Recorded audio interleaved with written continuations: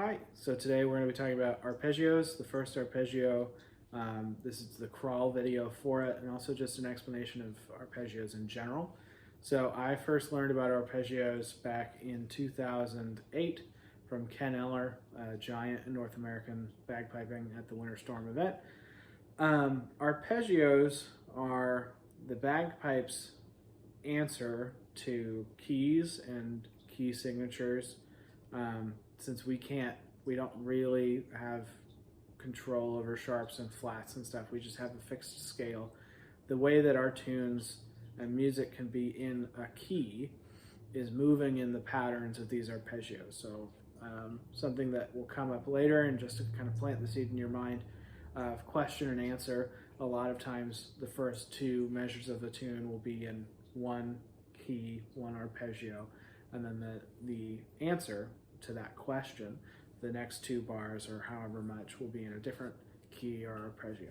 So this first one, again, this is the crawl video for it. This first one is the low G, B as in boy, D as in dog, high G, D, B, low G. This is the building block for tunes like Cabaret.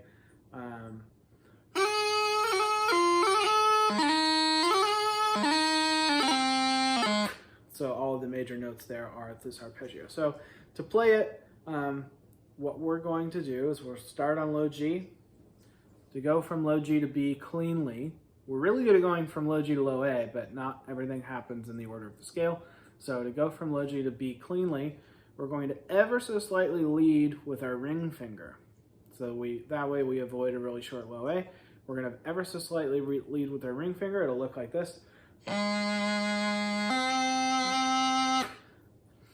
From B to D, similarly, we're going to ever so slightly lead with our pointer finger. And don't forget, when we're going to D, we also eventually need to clean up our pinky. So a properly played D is pinky down. So from B, you're going to lead and put your pinky down.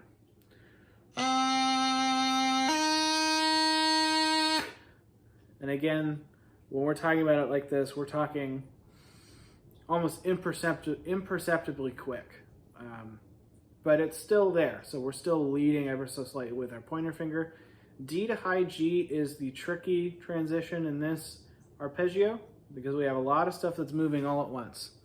So for that, we're going to lead with our left hand, top hand, pointer finger, kind of balancing the janner. And then once we're in high G sound-wise, we're going to fix our bottom hand because our bottom hand needs to return to that ready position, that anchor position that we've been talking about.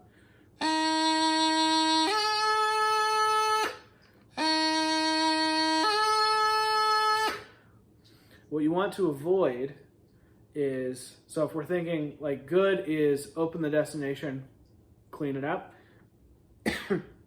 What we want to avoid is closing our bottom hand too soon, because what you'll get there is a very short low G.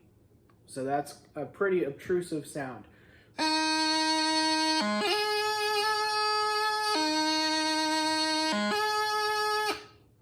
Right, so we want to lead again with our left hand pointer finger.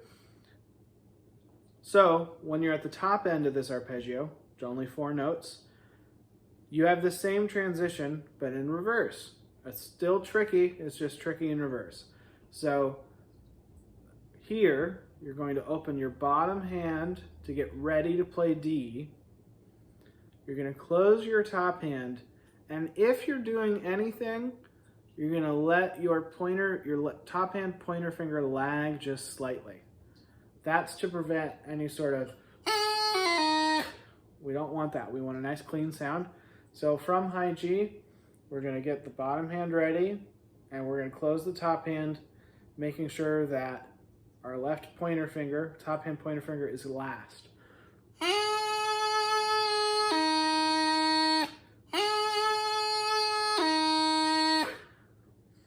Again, in real time, or in quick, like actual real life playing. But if you were to slow that down in slow-mo, what you would very likely see is that pointer finger is dragging just slightly. From D to B, similar idea from B to D. It's just here, we're going to, instead of leading with our pointer finger, we're going to lag with it. And we want to make sure we get our pinky out of the way. So it's a little bit more of an issue on pipe chanter than it is on practice chanter, but it's still a good thing to start practicing now. So from D to B, as in boy, you're going to start to close things down, letting the pointer finger lag a little bit, and our pinky is out of the way. So again, you're closing things down, pointer fingers last.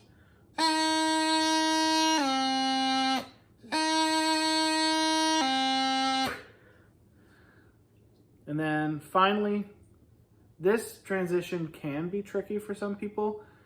And this is something broadly to keep an eye on. We want to make sure we're playing the bagpipes with our fingers, not with our wrists or our arms. So the natural inclination is to just twist. And if we're not careful, what that'll end up doing is you'll close low A first and then low G. Even if it's quick, it's there. So we want to keep this motion limited to our fingers. And if anything, earlier when we were doing low G to B, we were leading with our ring finger. Here we're going to lag with our ring finger to get that clean sound.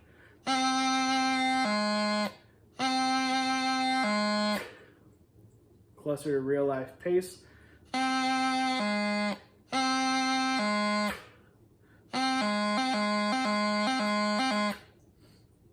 And you want to be sure you're practicing this arpeggio in both directions. So up, so low G to B, B to D, D to high G, and down. So high G, D, B, low G. Hopefully that makes sense. If you have any questions, feel free to email me, message me, comments, something, and I'll do my best to make it clear. Thanks.